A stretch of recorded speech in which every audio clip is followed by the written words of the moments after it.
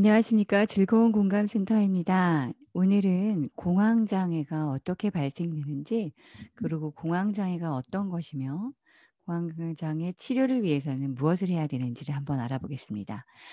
저 또한 공황장애를 알아봤고, 제가 그것을 치료하는 과정에서 제가 배워왔던 상담 기법, 상담 치료 과정에서 '아 이렇게 하니까 공황장애라는 것을 알아차릴 수 있고 그 알아차린 상황에서 내가 어떻게 나 스스로를 잘 극복하고 나올 수 있는지 그거에 대해서 좀 알려 드리겠습니다.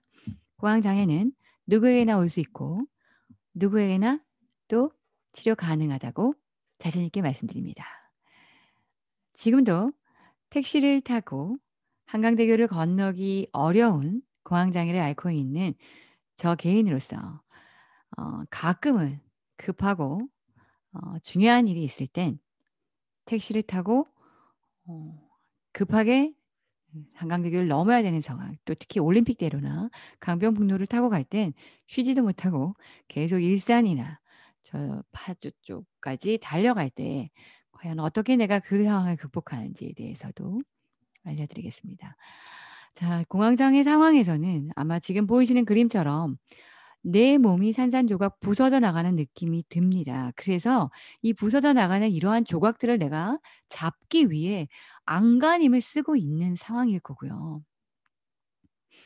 좀 깊은 호흡을 하면서 강의를 진행하겠습니다. 왜냐하면 자칫 잘못하면 제가 그 상황으로 다시 빠져들 수 있고 그러한 상황에서 또다시 헤어나오지 못한다면 제가 이 영상을 찍는 과정에서 또한 공황장애가 나타날 수 있습니다. 자, 공황장애는 제가 상담학을 공부하면서 또 뇌과학을 공부하면서 뇌과학적인 부분을 상담 치료 과정에서 활용하면서 '그래. 내가 할 수 없었던 이유가 바로 이거구나.' 왜냐하면 공황장애나 트라우마나 저희가 말하는 어떤 뭐 심리적이고 신경학적으로 좀 어려운 부분들은 뇌와 좀 관련이 있습니다. 아 그러면 뭐 뇌가 이상한 건가요? 그게 아니라 뇌가 주는 신호와 신호 체계에 대해서 우리가 행동하는 행동, 운동들이죠. 그거의 관계에 있어서 뭔가 약간 작동 시스템에 오류가 발생하는 건데 그 오류가 어디에서부터 먼저 잘못됐는지 또 그리고 그 오류를 치료하기 위해서 자 뇌의 신호를 체계를 전달해 주는 물질인 화학과 전기 신호에서 화학 물질을 활용한 것이 약물 치료이죠. 근데 이제 전기 치료라는 건 뭐냐면 내가 머리에다가 전기를 쏘는 게 아니라 뇌파 치료를 통해서 아마 뭐 연세 세브란스 아니면 서울대학교 병원에서도 활용하고 있는 아마 뉴로 피드백 치료를 통해서도 좀 뉴로 피드백 기구가 없는데 어떡하냐 그러면 우리 몸 안 자체 내에서도 전기가 발생되기 때문에 뇌 자체적으로 발생하는 전기의 흐름을 어떻게 잘 흐를 수 있게 해 주느냐, 연결감을 주게 해 주느냐가 관건입니다. 지금 보시다시피 두뇌 기능 중에 대뇌피질이 나와 있지 않습니다. 특히 뇌간이나 편도체, 해마, 시상하부, 시상 등 우리 뇌 안쪽 부분에 있는 뇌 구조들이 활동하게 되는데요. 편도체는 당연히 불안과 공포에 의해서 편도체가 흥분되고 흥분되면 시상하부로 전달을 돼요, 자극을. 근데 편도체는 왜 불안과 공포에 의해서 편도체가 흥분되냐면 우리 뇌 기능은 뇌의 모든 기능은 나 자신을 잘 보호하고 살려주기 위해서 활동들을 합니다. 편도체가 당연히 아주 어렵고 두려운 상황에서 나를 보호하기 위해서 활동을 하는 거죠. 그래서 불안과 공포가 오면 "야 빨리 어떻게 빨리빨리 너를 지켜내야 돼."라고 해서 시상하부에서 스트레스 호르몬을 분비하여서 교감신경계 "자 오케이. 파이팅 해야 돼? 아니면 도망가야 돼? 아니면 어떻게 해야 될까?"라는 교감신경계가 항진. 근데 그냥 항진이 아니라 과항진이에요. 너무 오버가 되었다는 거죠. 그렇게 되면 이 상황 내 몸속에서 일어나는 아주 빠른 빛과 같은 속도로 빠른 상황 속에서 해마가 "어라? 이게 뭐지?" 라고 해서 불안과 공포를 대뇌피질에 기억해요. "너 기억해. 이 상황 너무너무 힘든 상황이고 이거가 다시 온다면 우리가 목숨이 위험할 수도 있어. 기억해. 이건 정말 위험한 거야."라고 해마가 기억을 합니다. 그러면 뇌가는 뭐라고? "힘든 상황이라고? 죽을 수도 있어?"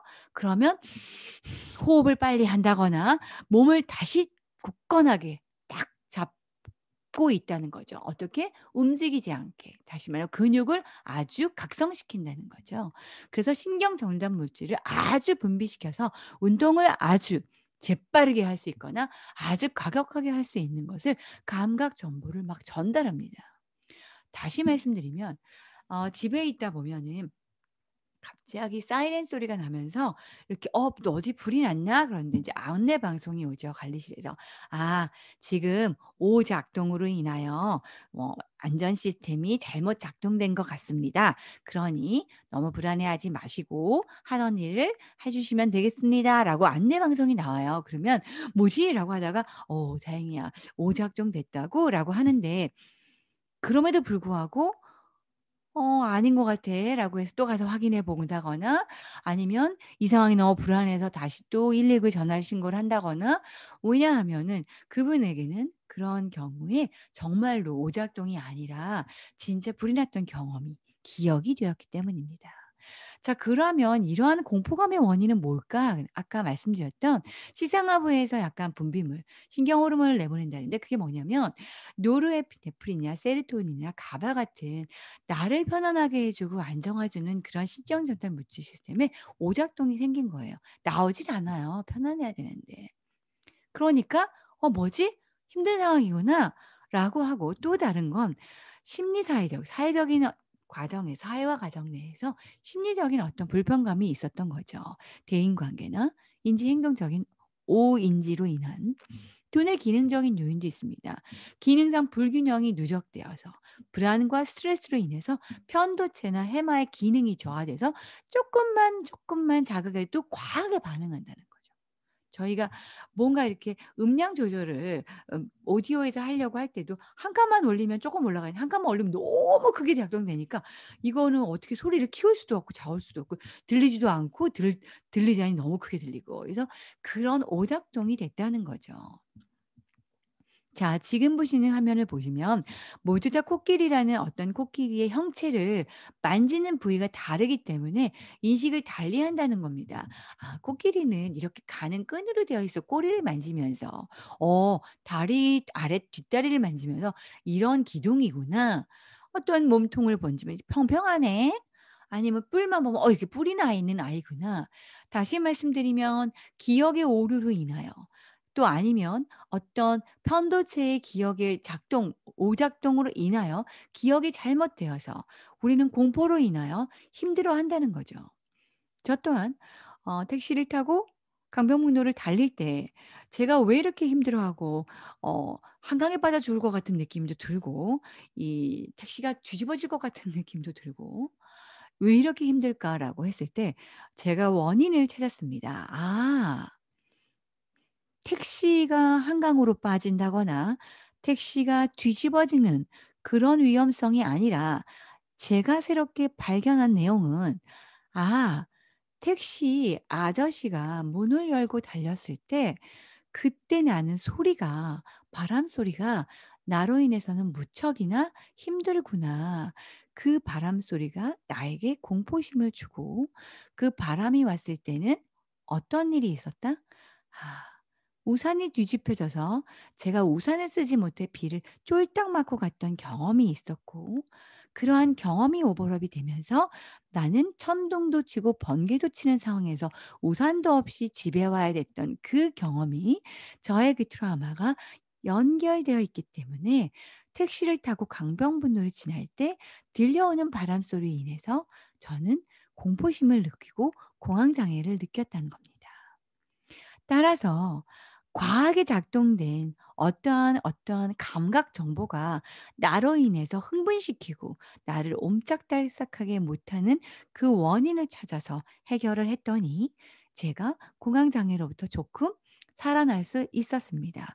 그렇다고 아직도 택시를 타는 데 있어서 편하진 않습니다.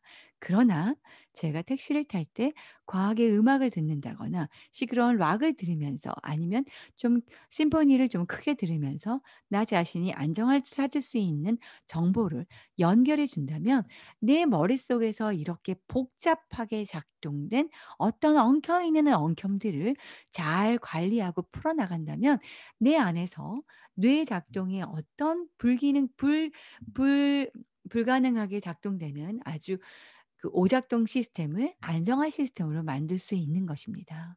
따라서 저희가 어떠한 오작동된 어떤 기억에 매달려서 불안해하거나 공황을 장애로 인해서 힘들어하시기보다는 '아 무엇 때문이었지? 왜 그랬지?'라는 그 원인을 찾아서 그거와 연결된다면 내가 안정화될 수 있는 자 둥지를 만들 수 있을 거라 생각됩니다.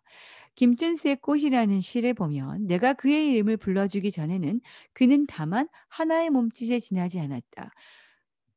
내가 그러한 공황장애를 그냥 공황장애로 알아두었을 때는 공포심으로 작동하여 제가 어떤 이동을 할 때 택시 안에서 죽을 것 같이 숨이 멈추는 상황이었지만 내가 그의 이름을 불러 주었을 땐 그는 나에게로 와서 꽃이 되었다.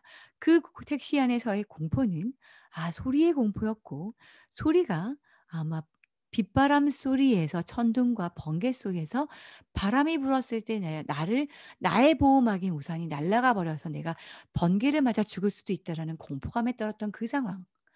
그랬기 때문에 지금은 비가 오는 상황이 아니라는 나의 안도감을 찾고 그래서 '아 이거는 소리야. 이 소리는 빗소리가 아니고 바람 소리고 문을 닫아 두면 덜 들리고 오디오를 통해서 들으면 안전하게 갈 수 있어.'라고 해서 나에게로 와서 그 택시 안의 상황은 공황장애가 아닌 그냥 아름답고 평온한 나를 그나마 지키고 갈 수 있는 상황이 되는 거라 생각이 됩니다. 여러분 공황장애 안에서 그 안에서 문제 안에 항상 답이 있는 걸 알아두시고 저희 센터에 오신다면 어떤 공황장애에서 어떻게 있었는지 그것을 상황을 설명해 주신다면 제가 여러분에게 꽃을 찾을 수 있는 근거와 단서를 찾아 여러분에게 편안한 둥지를 마련해 드리겠습니다. 즐거운 공감센터는 대치동에 위치해 있고요. 저는 트라우마 전문 상담을 치료하고 있는 상담사 김도연이었습니다. 아래에 링크 타고 들어오셔서 저희 상담센터 신청하시고 조금으로부터 여러분이 편안한 생활을 할 수 있도록 생활의 만족감을 높여 드리도록 노력하겠습니다. 감사합니다.